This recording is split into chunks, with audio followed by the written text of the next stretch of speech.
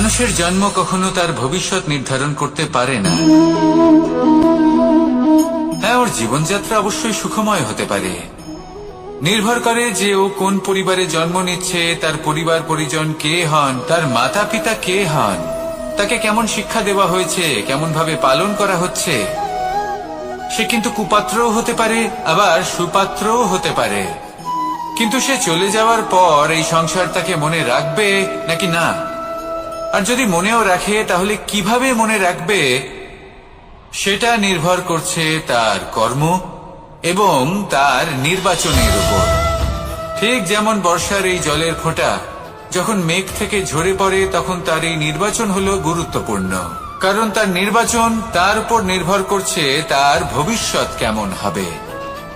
ঝিনুকের মুখে পড়লে মুক্ত হয়ে ওঠে, সাপের মুখে পড়লে বিষ, আর যদি কোনো পাতায় পড়ে তাহলে শিশিরে পরিণত হয়। তাহলে কর্ম এবং নির্বাচন দুটি জীবনে গুরুত্বপূর্ণ। এদের বিষয়ে বিশেষ যত্ন নেবেন এবং আমার সাথে ভালোবেসে বলবেন, রাধা রাধা। আমরা সবাই সূর্যকে সম্মান করি, ওনাকে শ্রদ্ধা করি, ওনাকে পুজো করি। এই সূর্য আমাদের শক্তি প্রদান করেন, প্রকাশ প্রদান করেন। কখনো কখনো উষ্ণতা এতটাই বাড়িয়ে তোলেন, এতটাই তপ্ত করে তোলেন, আমাদের একথা মনে হয় যে আমাদের এই শরীর জ্বলে যাচ্ছে।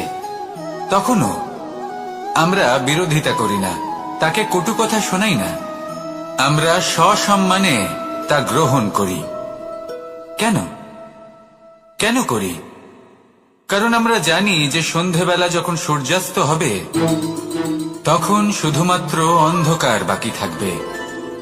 ঠিক কিছুটা এরকমই হয় আমাদের মাতা পিতাও, যিনি আমাদের জন্ম দেন, আমাদের ভরণ পোষণ করেন, আমাদের বড় করেন, আমাদের প্রেম প্রদান করেন।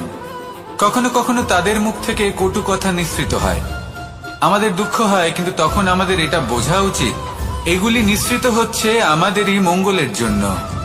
যেমন সূর্যদেব, উনিও উত্তাপ দিয়ে থাকেন আমাদেরই মঙ্গলের জন্য, যাতে ফসল পাকতে পারে, যাতে জল বাষ্প হয়ে মেঘ হতে পারে, বৃষ্টি হতে পারে, আর এই সংসারে নিরন্তর জলের প্রবাহ থাকে।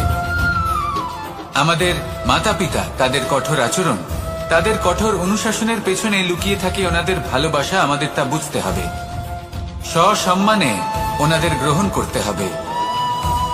কারণ ঠিক সূর্যাস্তের পরে যেমন চতুর্দিক অন্ধকারচ্ছন্ন হয়ে যায়, তেমনি আমাদের জীবন থেকে যখন আমাদের মাতা পিতা চলে যায় তখন আমাদের জীবনেও শুধু এবং শুধুমাত্র অন্ধকারই ছেয়ে থাকে। সেই জন্য নিজের মাতা পিতাকে সম্মান করুন, ওনাদের ভালোবাসা প্রদান করুন। এই মন আর এই জীবন প্রসন্ন হয়ে বলবে, রাধা রাধা। কখনো কখনো আমাদের জীবনে দুঃখ আসে এবং তার কারণ হলো সন্দেহ। মানুষ আমাদের উপর সন্দেহ করে, আমাদের কর্ম নিয়ে, আমাদের মানসিকতা নিয়ে, আমাদের কথা নিয়ে, আমাদের চরিত্র নিয়ে। কখনো কখনো আমরা শুভ উদ্দেশ্য নিয়ে কারোর মঙ্গল কামনা করি, তার জন্য কোনো ভালো কর্ম করি, এবং সেই ব্যক্তি আমাদের বন্ধুত্ব নিয়েই, আমাদের সম্পর্ক নিয়ে, আমাদের সততা নিয়ে প্রশ্ন করতে থাকে, আমাদের সন্দেহ করে। তখন আমাদের দুঃখ হয়, কিন্তু এটা হওয়া উচিত নয়। কারণ যখনই কোনো ব্যক্তি আপনাকে সন্দেহ করছে তাতে আপনারই মূল্য বৃদ্ধি পাচ্ছে। এবার আপনি বলবেন, এ কি করে সম্ভব হতে পারে? একটা কথা বলুন, আপনি কখনো শুনেছেন যে কয়লার শুদ্ধতার পরিমাপ করা হচ্ছে? শোনেননি, কারণ এমনটা কখনো হয়ই না। শুদ্ধতার পরখ শুধুমাত্র সোনার ক্ষেত্রে করা হয়, শুধুই তার শুদ্ধতা নিয়ে সন্দেহ প্রকাশ করা হয়। এই সোনাকে পরখ করা হয়, আর যখন এই সোনা এই পরীক্ষায় উত্তীর্ণ হয় তখন সেই সোনা কতটা মূল্যবান সেটা সংসার জানতে পারে। সেই রকমই এই সংসার আপনাকেও পরখ করবে। যখন আপনি এই পরীক্ষায় উত্তীর্ণ হবেন তখন আপনার মূল্য কতটা অধিক সেটা এই সংসারও জানতে পারবে। সেই জন্য যখনই কেউ আপনার উপর সন্দেহ করবে, দুঃখ পাবেন না, শুধু এই কথাটার খেয়াল রাখবেন, আপনি কি উচিত পথে চলেছেন, উচিত কর্ম করছেন, সকলের প্রতি আপনার মনে যেন সদ্ভাবনা থাকে। এবং হ্যাঁ, আপনি যেন আমার সাথে ভালোবেসে বলেন, রাধা রাধা। সেতু নির্মাণ করার কাজ চলছিল। সমস্ত বানর সেনা এই কাজে নিযুক্ত হয়েছিলেন। বড় বড় পাথর তুলে নিয়ে এই বানর সেনা সমুদ্রে ফেলছিলেন। এই কাজ চলছিল। এমন সময় ছোট্ট একটা কাঠবিড়ালি এলো। ছোট ছোট মাটির ডেলা হাতে নিয়ে সাগরের কাছে যাচ্ছিল আর বড় বড় পাথরের পাশে রেখে দিচ্ছিল, যথাসম্ভব সেখানে রেখে আসছিল। সারা দিন ধরে সে এই পরিশ্রম করেই যাচ্ছিল। এবার শ্রীরাম তার এই কাজ দেখতে পেলেন। সেই ছোট্ট কাঠবিড়ালিটিকে নিজের হাতে তুলে নিলেন এবং অত্যন্ত ভালোবেসে তার পিঠে হাত বুলিয়ে দিলেন। কথায় আছে যে কাঠবিড়ালির পিঠে যে দাগ আছে, সেই 3টি দাগ এসেছে শ্রীরামচন্দ্রের 3 আঙুলের থেকে। যে কাজ আপনি করছেন তাতে সমস্ত শক্তি প্রয়োগ করুন। যতটা আপনার সামর্থ্য রয়েছে, যতটা আপনার প্রতিভা রয়েছে, সম্পূর্ণভাবে উৎসর্গ করে দিন। ঠিক এমন ভাবে কর্ম করুন। সেই কাঠবিড়ালি কিন্তু তাই করেছিল। সেই জন্য শ্রীরামের সাথে সেও সেই কাহিনীতে অমর হয়ে গেছিল। সম্পূর্ণ শক্তি প্রয়োগ করুন, সম্পূর্ণ সামর্থ্যের সাথে কর্ম করুন, কারণ এটাই হলো শ্রেষ্ঠ পথ কোনো কর্ম করার। আসুন আমার সাথে ভালোবেসে বলুন, রাধা রাধা। পাখি কখন জন্ম নেয়, কখন উড়তে শেখে, কখন বাসা বানাতে শেখে, কখন নিজের মৃত্যু লাভ করে, এসব আমাদের মধ্যে কেউ জানি না। কিন্তু পাখি একটা কথা খুব ভালো করে জানে, যে এই সংসারে ও যা কিছুই করুক না কেন, এই সংসারের ওকে নিয়ে কিচ্ছু যায় আসে না। এবার আমরা কি করি? কোনো কাজ করার আগে আমরা এটা ভাবি যে এই সংসার যদি আমাকে দেখে ফেলে তাহলে কে জানে এই সংসার কি ভাববে, আমার প্রতিচ্ছবি কেমন তৈরি হবে কে জানে, কে জানে কি হবে আদি ইত্যাদি। এই সব ভাবনায় আমরা মগ্ন হয়ে যাই। কিছুটা এমন ভাবে মগ্ন হই যে বর্তমানের কর্মের এই জীবনের যাত্রাপথে সেই সময়ের আনন্দ উপভোগ করতে ভুলে যাই। এবার দেখুন একটা পাখি কি করে। ওর কর্ম হলো গান গেয়ে চলা। ওই পাখি গেয়ে চলে, কেউ ওর গান শুনুক বা না শুনুক, কেউ আদৌ শুনছে কিনা সেই বিষয়টা নিয়ে সেই পাখির কিছুই যায় আসে না। সেই পাখি নিজের কর্ম করতে থাকে। হয়তো সেই জন্যই আপনি কখনো কোনো পাখিকে কাঁদতে দেখবেন না। এরকমই আপনাকে নিজেকে গড়ে তুলতে হবে। প্রথমে নিজেকে জিজ্ঞেস করুন, এই যে কর্ম আমি করতে চলেছি সেটা কি উচিত? যদি আপনার মনে হয় সেটা উচিত, তাহলে সেটা প্রমাণ করুন। এটা ভাববেন না যে এই সংসার কি ভাববে। আসুন আর আমার সাথে ভালোবেসে বলুন, রাধা রাধা। শিশিরের বিন্দু পাতার ওপর পড়ে আর তার গায়ে লেগে থাকে। পাতা তাকে শুষে নিতে পারে না, আর শেষ পর্যন্ত সে ঝরে পড়ে যায়। অন্যদিকে রয়েছে মেঘ এবং চাতক। এদের মধ্যে অনেক দূরত্ব থাকে। মেঘ থাকে আকাশে আর চাতক থাকে ধরিত্রীতে। কিন্তু যখন এই মেঘ থেকে বৃষ্টি ঝরে পড়ে, এই চাতক কিন্তু সেই জলই পান করে, নয়তো সে তৃষ্ণার্ত থেকে যায়। এবার অন্যদিকে দেখলাম শিশির বিন্দু আর পাতার এই সম্পর্ক। এরা খুব কাছাকাছি থাকে, ঘনিষ্ঠও থাকে। অন্যদিকে রয়েছে মেঘ এবং চাতকের সম্পর্ক, যাদের মধ্যে অনেক দূরত্ব থাকা সত্ত্বেও তারা খুব ঘনিষ্ঠ, তাই না? এই সারমর্ম খুব সরল। এই নৈকট্য, এই দূরত্ব, তা আপনার সম্পর্কে প্রভাব কিছুতেই ফেলতে পারে না। এই নৈকট্য, এই দূরত্ব, এইসব হলো শুধুমাত্র মনের ব্যাপার। কখনো আপনি অনুভব করেছেন আপনি কারোর থেকে অনেক অনেক দূরে আছেন, অনেক দূরে আছেন, তাও সেই ব্যক্তির প্রতি আপনি টান অনুভব করেন। সেখানে আপনি কারোর সাথে প্রত্যেক দিন অতিবাহিত করেন, সমস্ত জীবন অতিবাহিত করেন, সব থেকে বেশি সময় তার সাথে অতিবাহিত করেন, তাও তার প্রতি সেই টান অনুভব করেন না। এই সংকেত হলো মনের দূরত্বের। তাহলে মনের এই দূরত্ব দূর করুন আর আমার সাথে ভালোবেসে বলুন, রাধা রাধা।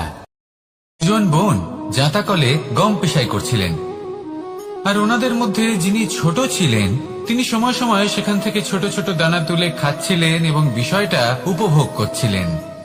এবার দেখতে দেখতে গম পেশাই সমাপ্ত হলো। এবার পেশাই করা গম নিয়ে সেই দুজন বোন বাড়ি ফিরে আসছিলেন এবং তাদের ফেরার পথে হঠাৎ করে কোথাও থেকে একটি বাছুর চলে এলো। এই দুই বোন ভয়ভীত হয়ে গেলেন আর তাদের হাত থেকে সেই আটা পড়ে গেল, মাটিতে মিশে গেল। এবার এই পুরো ঘটনাক্রমে যদি কারোর বিন্দুমাত্র লাভ হয়ে থাকে, বিন্দুমাত্র আনন্দ পেয়ে থাকে, তাহলে সে কে? সেই ছোট বোন, যিনি মাঝে মাঝেই গমের দানা তুলছিলেন এবং খাচ্ছিলেন। কিছুটা হলেও উনি আনন্দ লাভ করেছিলেন। এবার এরকমই হলো আমাদের জীবনে ভক্তি এবং ভালোবাসা সংক্রান্ত বিষয়।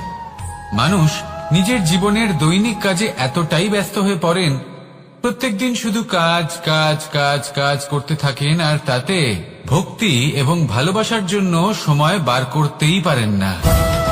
দেখুন, জীবনে ভক্তি আর প্রেমের এই যে ছোট ছোট মুহূর্ত আছে, এগুলো যদি আপনি যাপন করতে পারেন তাহলে তাতেই আপনি তৃপ্তি লাভ করবেন।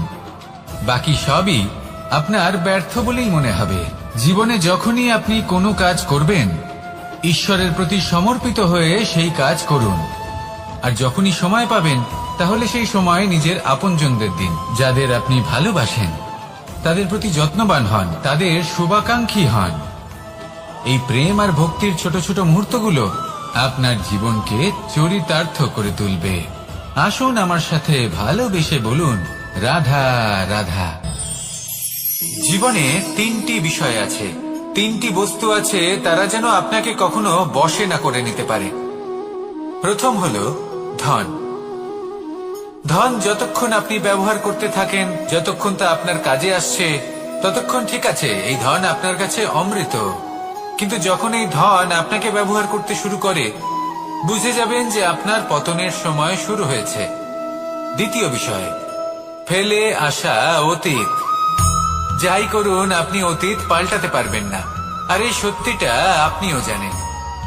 কিন্তু তাও এর বশবর্তী আমরা হয়ে পড়ি। আর যখন তাই হয়, তখন এই সংসারে আমরা যেখানেই যাই না কেন, যত বড়ই সুখ লাভ করি না কেন, সেই সব আমাদের কাছে তিক্ত বলে মনে হয়। তৃতীয় বিষয়, আপনার আশেপাশের মানুষ ভিন্ন ভিন্ন ধরনের মানুষ হয়, যাদের চিন্তা ভাবনা এবং দৃষ্টিভঙ্গি ভিন্ন ভিন্ন প্রকারের। যদি এদের বশবর্তী আপনি হয়ে পড়েন, তাহলে কেউ বলবে এটা করো, এটা ভালো। কেউ বলবে এটা করো না, ওটা করো, ওটা ভালো কাজ। কেউ বলবে এই দুটোই করো না, অন্য কিছু করো। এই কথাগুলিতে আপনি এতটাই জড়িয়ে পড়বেন যে আপনি লক্ষ্যভ্রষ্ট হয়ে পড়বেন। তাই এই তিন বিষয় থেকে সাবধানে থাকবেন। যদি কোনো কিছু বশ করতে হয়, তাহলে আপনাকে বশ করতে হবে আপনার আজকে, নিজের বর্তমানকে। এটা খুব প্রয়োজনীয়। এটা ভাববেন যে এই সময়ের সদ্ব্যবহার আমি কিভাবে করব, সময়কে শাসন কিভাবে করব, ওই কর্ম কিভাবে করব যাতে ভবিষ্যতে কখনো আমার আফসোস না হয়, বরং এই সংসার আমাকে নিয়ে গর্ব করবে, সেই কর্ম করুন। আর যখন আপনি এটা শিখে নেবেন, তখন আপনি নিজেই নিজেকে প্রকৃত অর্থে ভাগ্যশালী করে তুলবেন। আসুন আমার সাথে ভালোবেসে বলুন, রাধা রাধা। মানুষ যখন এই সংসারে প্রবেশ করে, অর্থাৎ জন্মগ্রহণ করে, তখন নিশ্চিন্তে থাকে, আনন্দে থাকে। কিন্তু যেই মাত্র তার মধ্যে বোধশক্তি আসে, তখন সে চিন্তা করতে শুরু করে। চিন্তা ভবিষ্যতের, সেই সমস্ত বিষয় নিয়ে চিন্তা করে যা ওর হাতে নেই। তারপর বড় হয়, বিবাহ সম্পন্ন হয়, গৃহস্থ জীবন যাপন করে, তারপর আবার চিন্তায় মগ্ন হয়ে যায়। ভাবে, এই যে আমার পরিবার, আমি কি ঠিকমতো তার খেয়াল রাখতে পারছি? কাল যখন আমি এই সংসার থেকে চলে যাব, তখন আমার এই পরিবারের দেখাশোনা কে করবে? শেষ পর্যন্ত এই পরিবার তো আমারই উত্তরদায়িত্ব। যাক, আপনাকে একটা প্রশ্ন করি। এই সংসারে আসার পূর্বে আপনি কি এই প্রশ্ন করেছিলেন, এটা ভেবেছিলেন যে আমাকে ছাড়া এই সংসার কিভাবে চলবে? করেননি, তাই তো? তাই আপনার এটা নিয়ে দুশ্চিন্তা করার প্রয়োজন নেই যে আপনি যখন এই সংসার ত্যাগ করে চলে যাবেন তখন কি হবে। আপনি যখন ছিলেন না, তখনও এই সংসার চলছিল। আপনি যখন এই সংসার ত্যাগ করবেন, তখনও এই সংসার চলতে থাকবে। যদি কোনো বিষয়ের প্রভাব থাকে, তা হলো আপনার আজকের তথা বর্তমানের কর্ম। অর্থাৎ আজ আপনি কি করছেন, কার জন্য মঙ্গল করছেন, কাকে প্রেরণা দিচ্ছেন, কাকে সাহায্য করছেন। কোন উদাহরণ প্রস্তুত করছেন? আপনি এই সংসারে যে ছবি অঙ্কন করবেন, সংসার সেটাই মনে রাখবে। তাহলে শুধু সৎকর্ম করুন, মঙ্গল করতে থাকুন, আর আমার সাথে ভালোবেসে বলুন, রাধা রাধা। আমরা চাই বা না চাই, আমরা সবসময় নয় কোনো না কোনো লক্ষ্যের দিকে এগিয়ে চলেছি বা কোনো না কোনো যুদ্ধ করেই চলেছি। যেমন যে যুদ্ধ মনের মধ্যে চলছে সেগুলো হলো অন্তর্মনের যুদ্ধ, যেমন পরিবার প্রতিপালনের যুদ্ধ, কর্তব্য পালনের যুদ্ধ, কোনো প্রিয়জনকে না হারানোর যুদ্ধ। এসব যুদ্ধ মনের মধ্যে চলে এবং সেদিক থেকে দেখতে গেলে আমরা হলাম এই সংসারের সব থেকে বড় যোদ্ধা, তাই না? কিন্তু এই সব যুদ্ধে যদি আপনি জয়ী হতে চান তাহলে তিনটি বিষয় আপনাকে মাথায় রাখতে হবে। প্রথম হলো, সেই ব্যক্তি যিনি এই যুদ্ধে পরাজিত হয়েছেন তাকে নিজের থেকে দূরে করে দেবেন না, বরং আপনি তার কাছে যান, তার সাথে কথা বলুন, কথাবার্তা চালান, আলোচনা করুন, তার থেকে পরামর্শ নিন এবং বুঝতে চেষ্টা করুন উনি কি ভুল করেছিলেন এবং সেই ভুল নিজের জীবনে করবেন না। দ্বিতীয়, সেই ব্যক্তি যিনি এই যুদ্ধে জয়লাভ করেছেন তার অভিজ্ঞতা থেকে শিখুন। তিনি কি কি পদক্ষেপ নিয়েছেন, কিভাবে তিনি প্রারব্ধের গতিপথ বদলে দিয়েছেন, কোথায় বুদ্ধি প্রয়োগ করেছেন আর কোথায় বল প্রয়োগ করেছেন, এই সব কিছু তার থেকে শিখুন। এবং তৃতীয়, আপনার নিজের বিবেক, তার কোনটা উচিত বোধ হচ্ছে কোনটা অনুচিত বোধ হচ্ছে সেটা বুঝে নিন। যদি এই তিনটি বিষয় আপনি বুঝতে পারেন তাহলে ধরে নিন যে আপনি সাফল্যের পথে অগ্রসর হয়ে চলেছেন। আসুন আমার সাথে ভালোবেসে বলুন, রাধা রাধা।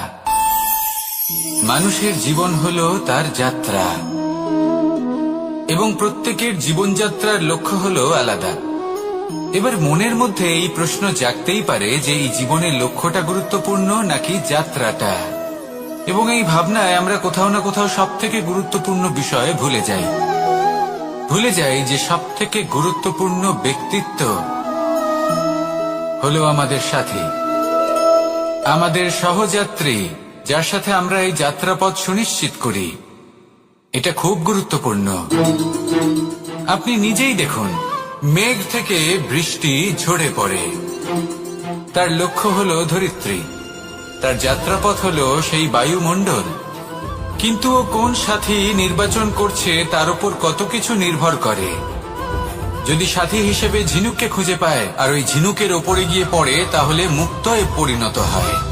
তখন লক্ষ্য কি হয়ে থাকে? ঈশ্বরের আভূষণ। সেখানেই যদি এই জলের ফোঁটা কোনো সাপের সঙ্গ পায়, কোনো সাপের মুখে গিয়ে পড়ে, তাহলে তা পরিণত হয় বিষে। আর তখন লক্ষ্য কি হয়? কারোর প্রাণ হরণ করা। এই উদাহরণ স্থির করে যে আমাদের জীবনে সাথীর নির্বাচন হলো অত্যন্ত আবশ্যক এবং অত্যন্ত গুরুত্বপূর্ণ বিষয়।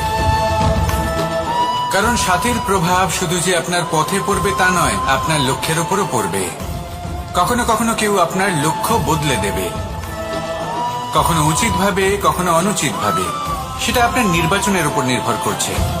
তাহলে একজন শ্রেষ্ঠ সাথী নির্বাচন করুন আর আমার সাথে ভালোবেসে বলুন, রাধা রাধা।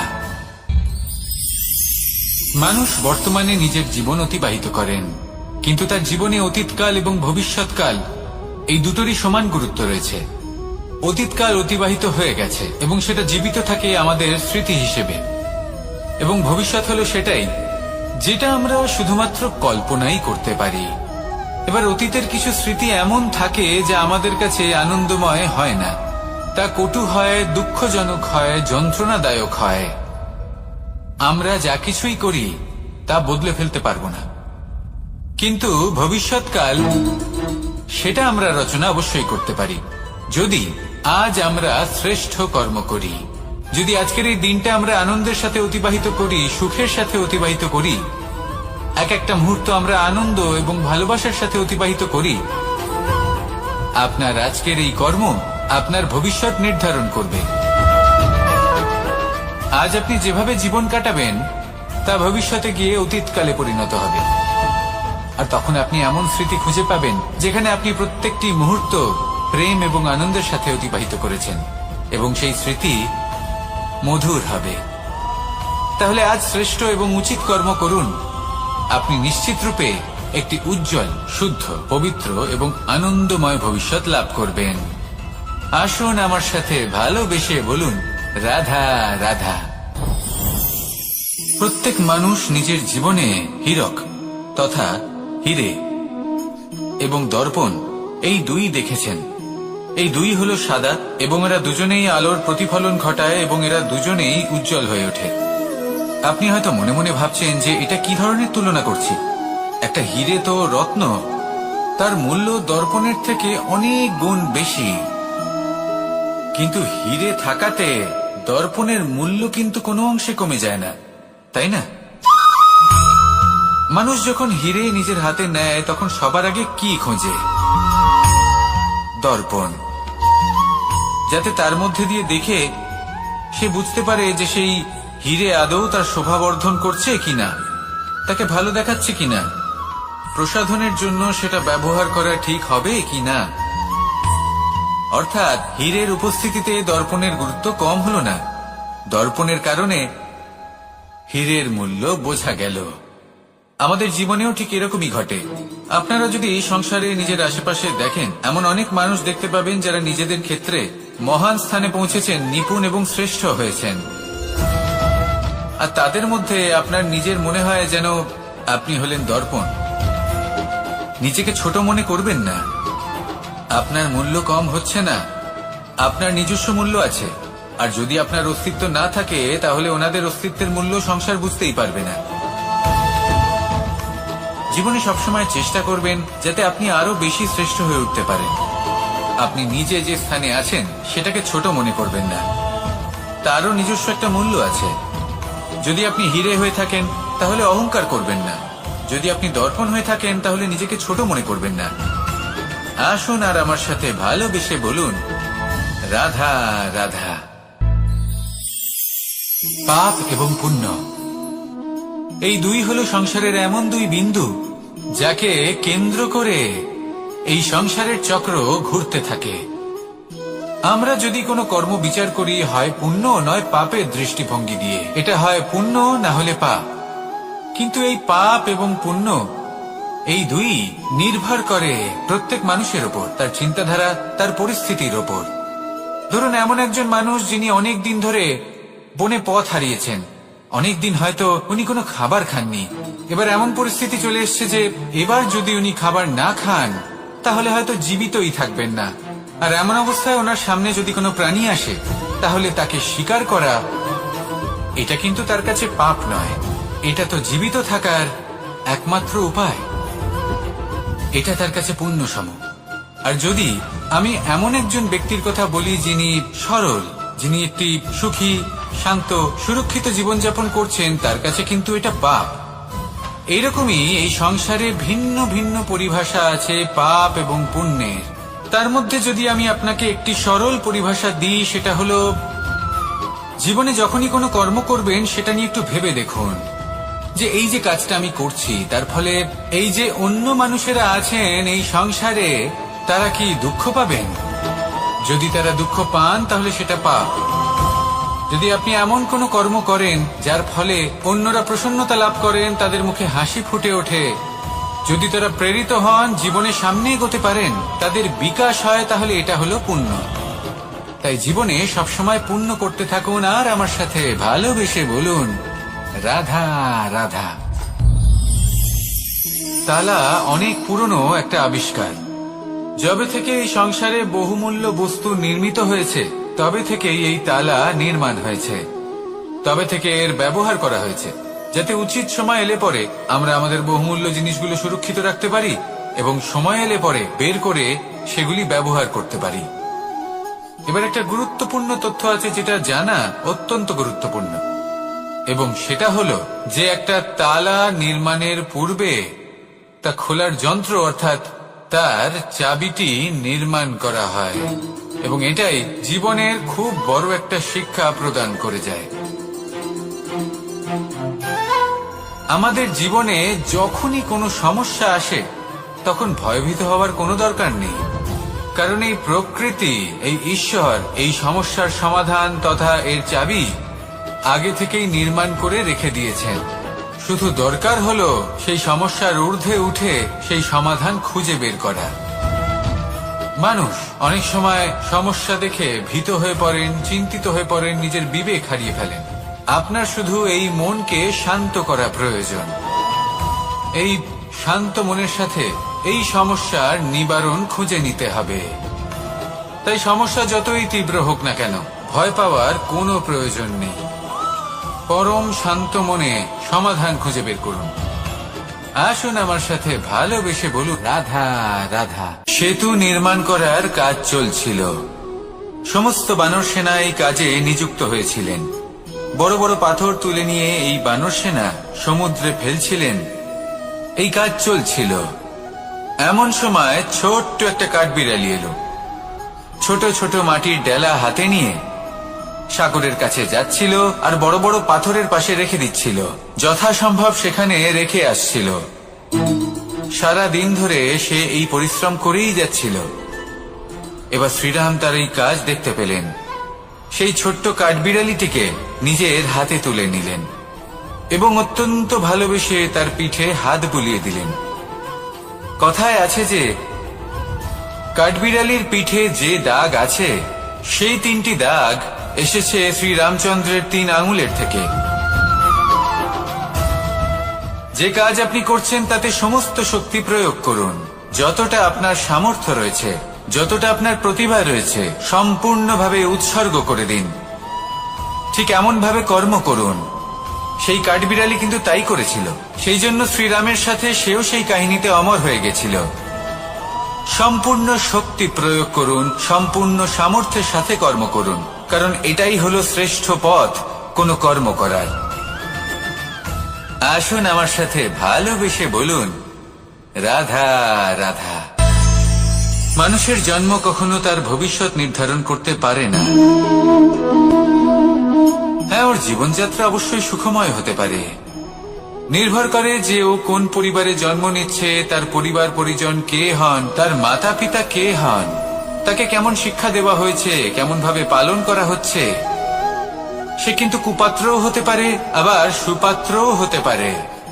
কিন্তু সে চলে যাওয়ার পর এই সংসার তাকে মনে রাখবে নাকি না, আর যদি মনেও রাখে তাহলে কিভাবে মনে রাখবে সেটা নির্ভর করছে তার কর্ম এবং তার নির্বাচনের উপর। ঠিক যেমন বর্ষার এই জলের ফোঁটা যখন মেঘ থেকে ঝরে পড়ে, তখন তার এই নির্বাচন হলো গুরুত্বপূর্ণ, কারণ তার নির্বাচন তার উপর নির্ভর করছে তার ভবিষ্যৎ কেমন হবে। ঝিনুকের মুখে পড়লে মুক্ত হয়ে ওঠে, সাপের মুখে পড়লে বিষ, আর যদি কোনো পাতায় পড়ে তাহলে শিশিরে পরিণত হয়। তাহলে কর্ম এবং নির্বাচন দুটি জীবনে গুরুত্বপূর্ণ। এদের বিষয় বিশেষ যত্ন নেবেন এবং আমার সাথে ভালোবেসে বলবেন, রাধা রাধা। কখনো কখনো আমাদের জীবনে দুঃখ আসে এবং তার কারণ হলো সন্দেহ। মানুষ আমাদের উপর সন্দেহ করে, আমাদের কর্ম নিয়ে, আমাদের মানসিকতা নিয়ে, আমাদের কথা নিয়ে, আমাদের চরিত্র নিয়ে। কখনো কখনো আমরা শুভ উদ্দেশ্য নিয়ে কারোর মঙ্গল কামনা করি, তার জন্য কোনো ভালো কর্ম করি, এবং সেই ব্যক্তি আমাদের বন্ধুত্ব নিয়েই, আমাদের সম্পর্ক নিয়ে, আমাদের সততা নিয়ে প্রশ্ন করতে থাকে, আমাদের সন্দেহ করে। তখন আমাদের দুঃখ হয়, কিন্তু এটা হওয়া উচিত নয়। কারণ যখনই কোনো ব্যক্তি আপনাকে সন্দেহ করছে তাতে আপনারই মূল্য বৃদ্ধি পাচ্ছে। এবার আপনি বলবেন, এ কি করে সম্ভব হতে পারে? একটা কথা বলুন, আপনি কখনো শুনেছেন যে কয়লার শুদ্ধতার পরিমাপ করা হচ্ছে?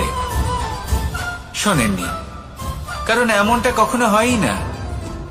শুদ্ধতার পরখ শুধুমাত্র সোনার ক্ষেত্রে করা হয়। শুধুই তার শুদ্ধতা নিয়ে সন্দেহ প্রকাশ করা হয়। এই সোনাকে পরখ করা হয়, আর যখন এই সোনা এই পরীক্ষায় উত্তীর্ণ হয় তখন সেই সোনা কতটা মূল্যবান সেটা সংসার জানতে পারে। সেই রকমই এই সংসার আপনাকেও পরখ করবে।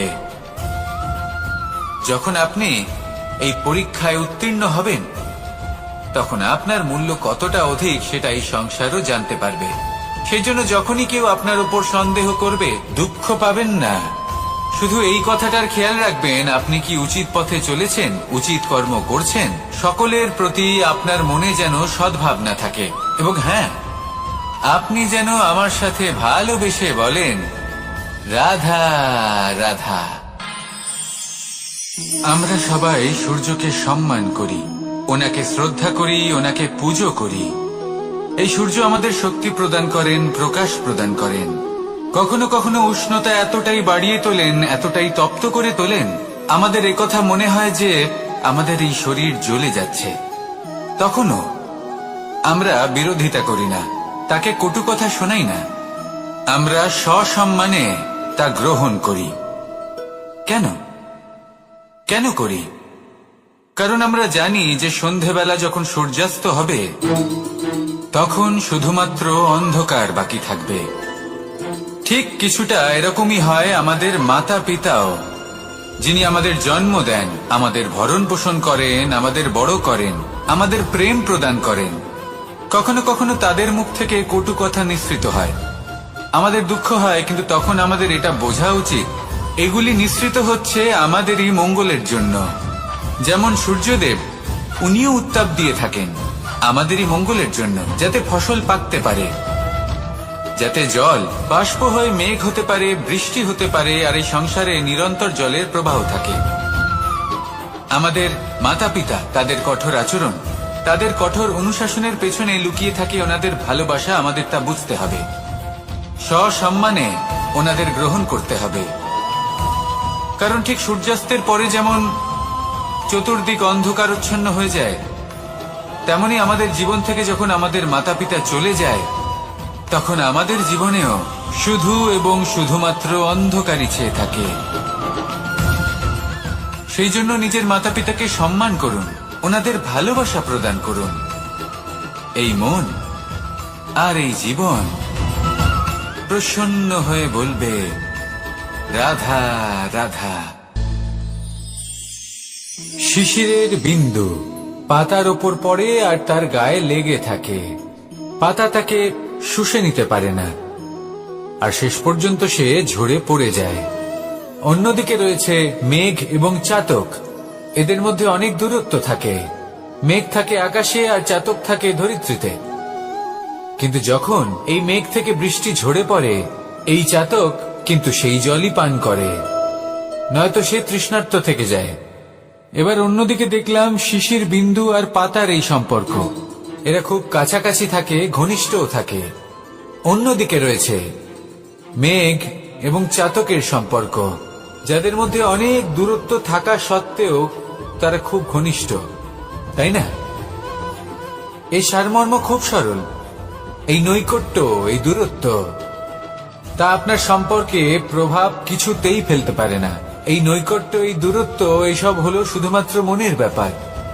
কখনো আপনি অনুভব করেছেন আপনি কারোর থেকে অনেক অনেক দূরে আছেন, অনেক দূরে আছেন, তাও সেই ব্যক্তির প্রতি আপনি টান অনুভব করেন। সেখানে আপনি কারোর সাথে প্রত্যেক দিন অতিবাহিত করেন, সমস্ত জীবন অতিবাহিত করেন, সব থেকে বেশি সময় তার সাথে অতিবাহিত করেন, তাও তার প্রতি সেই টান অনুভব করেন না। এই সংকেত হলো মনের দূরত্বের। তাহলে মনের এই দূরত্ব দূর করুন আর আমার সাথে ভালোবেসে বলুন, রাধা রাধা।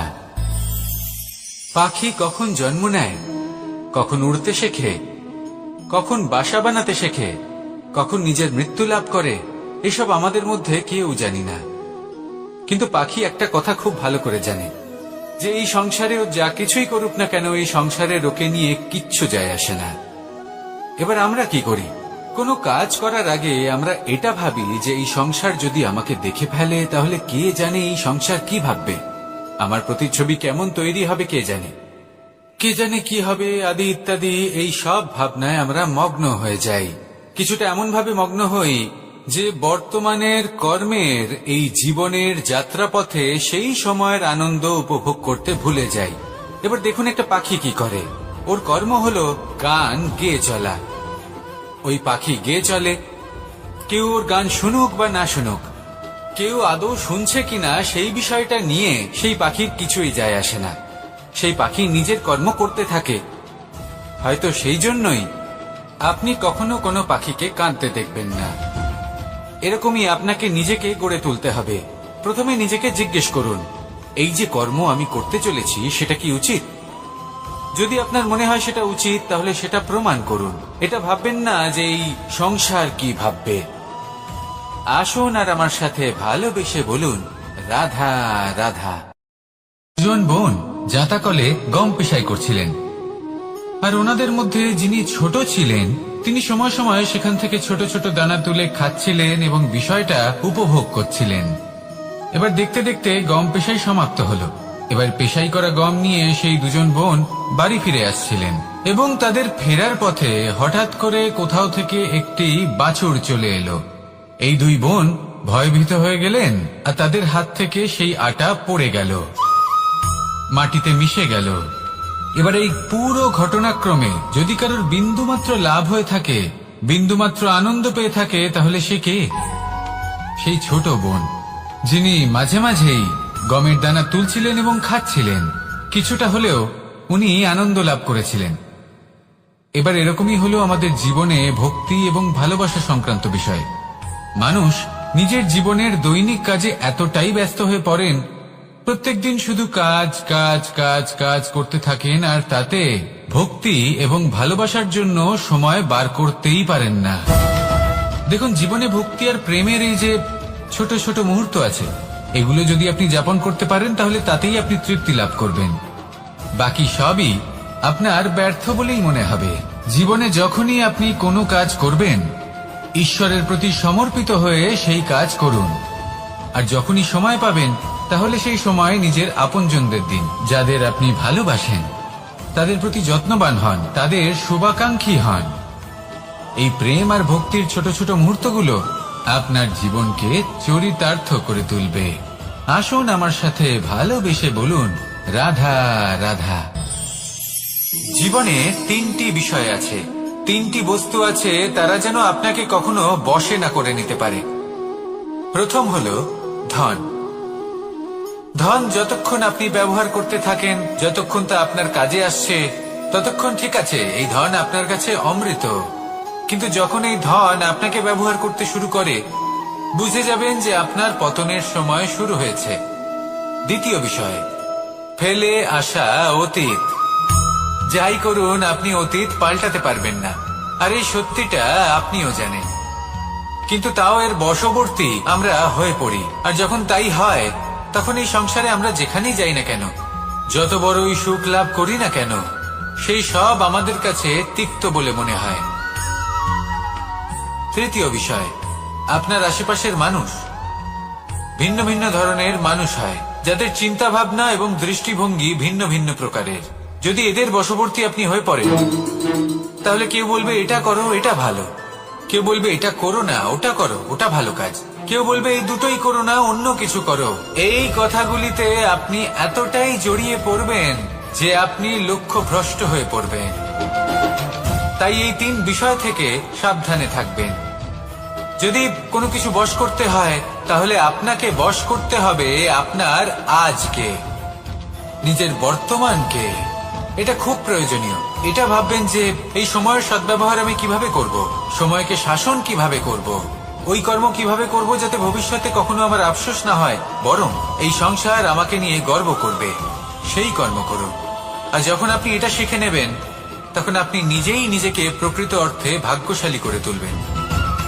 আসুন আমার সাথে ভালোবেসে বলুন, রাধা রাধা। মানুষ যখন এই সংসারে প্রবেশ করে, অর্থাৎ জন্মগ্রহণ করে, তখন নিশ্চিন্তে থাকে, আনন্দে থাকে। কিন্তু যেইমাত্র তার মধ্যে বোধশক্তি আসে, তখন সে চিন্তা করতে শুরু করে। চিন্তা ভবিষ্যতের, সেই সমস্ত বিষয় নিয়ে চিন্তা করে যা ওর হাতে নেই। তারপর বড় হয়, বিবাহ সম্পন্ন হয়, গৃহস্থ জীবন যাপন করে, তারপর আবার চিন্তায় মগ্ন হয়ে যায়। ভাবে এই যে আমার পরিবার, আমি কি ঠিকমতো তার খেয়াল রাখতে পারছি? কাল যখন আমি এই সংসার থেকে চলে যাব, তখন আমার এই পরিবারের দেখাশোনা কে করবে? শেষ পর্যন্ত এই পরিবার তো আমারই উত্তরদায়িত্ব। যাক, আপনাকে একটা প্রশ্ন করি। এই সংসারে আসার পূর্বে আপনি কি এই প্রশ্ন করেছিলেন, এটা ভেবেছিলেন যে আমাকে ছাড়া এই সংসার কিভাবে চলবে? করেননি, তাই তো? তাই আপনার এটা নিয়ে দুশ্চিন্তা করার প্রয়োজন নেই যে আপনি যখন এই সংসার ত্যাগ করে চলে যাবেন তখন কি হবে। আপনি যখন ছিলেন না তখনও এই সংসার চলছিল, আপনি যখন এই সংসার ত্যাগ করবেন তখনও এই সংসার চলতে থাকবে। যদি কোনো বিষয়ের প্রভাব থাকে তা হলো আপনার আজকের তথা বর্তমানের কর্ম, অর্থাৎ আজ আপনি কি করছেন, কার জন্য মঙ্গল করছেন, কাকে প্রেরণা দিচ্ছেন, কাকে সাহায্য করছেন, কোন উদাহরণ প্রস্তুত করছেন। আপনি এই সংসারে যে ছবি অঙ্কন করবেন সংসার সেটাই মনে রাখবে। তাহলে শুধু সৎকর্ম করুন, মঙ্গল করতে থাকুন, আর আমার সাথে ভালোবেসে বলুন রাধা রাধা।